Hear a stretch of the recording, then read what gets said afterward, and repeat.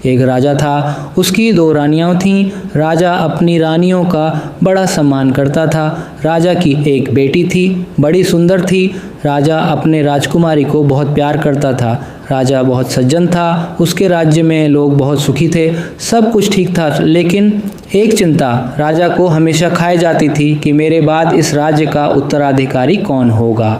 राजा की कोई औलाद नहीं थी। राजा भगवान का बड़ा भक्त था। एक दिन राजा ने देखा एक बहुत सुंदर चिड़िया महल के मुंडेर पर बैठी बहुत सुंदर गाना गा रही थी। राजा ने उसे पकड़ना चाहा, पर वह चिड़िया उड़ गई। दूसरे दिन फिर वह चिड़िया नए मुंडेर पर बैठी।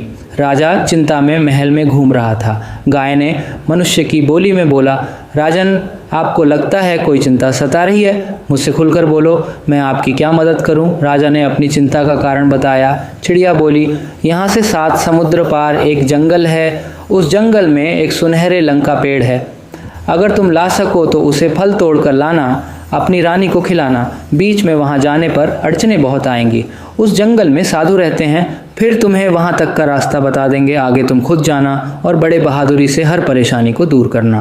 राजा ने उस अद्भुत चिड़िया की बात ध्यान से सुनी। उसके मन में आशा की एक नई किरण जाग उठी। अगले ही दिन उसने अपनी दोनों रानियों से विदा ली, अपनी प्यारी राजकुमारी को गले लगाया और 7 समुद्र पार उस रहस्यमयी जंगल की खोज में निकल पड़ा। यात्रा आसान नहीं थी। ऊंचे ऊंचे पहाड़, घने अंधकार से भरे वन और प्रचंड नदियां, हर कदम पर कठिनाई थी। लेकिन राजा का हौसला अटल था।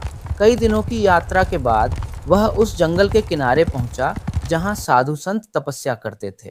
राजा ने विनम्रता से एक वृद्ध साधु को प्रणाम किया और अपनी चिंता तथा चिड़िया की बात बताई। साधु ने अपनी आंखें खोलीं, मुस्कुराए और बोले, राजन, यह मार्ग सरल नहीं है।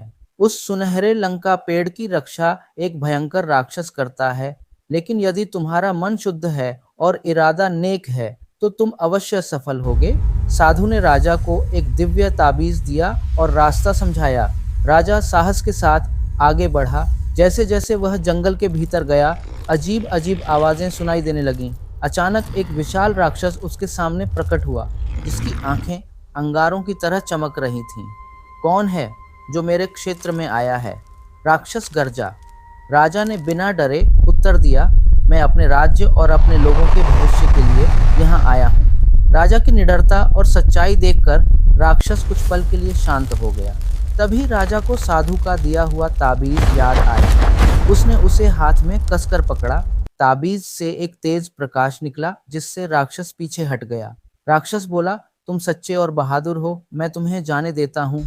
राजा आगे बढ़ा और अंततः उस सुनहरे लंका पेड़ तक पहुंचा। पेड़ सचमुच अद्भुत था। उसके फल सोने की तरह चमक रहे थे। राजा ने सावधानी से एक फल तोड़ा और उसे अपने साथ ले लिया। वापसी का सफर भी उतना ही कठिन था, लेकिन अब राजा के मन में विश्वास था। कई दिनों बाद वह अपने राज्य लौटा। पूरे राज्य में खुशी की लहर दौड़ गई। राजा ने वह फल अपनी रानी को खिलाया। कुछ समय बाद भगवान की कृपा से रानी ने एक स्वस्थ और तेजस्वी पुत्र को जन्म दिया। पूरे राज्य में उत्सव मनाया गया। राजा की चिंता समाप्त हो गई और राज्य को उसका उत्तराधिकारी मिल गया।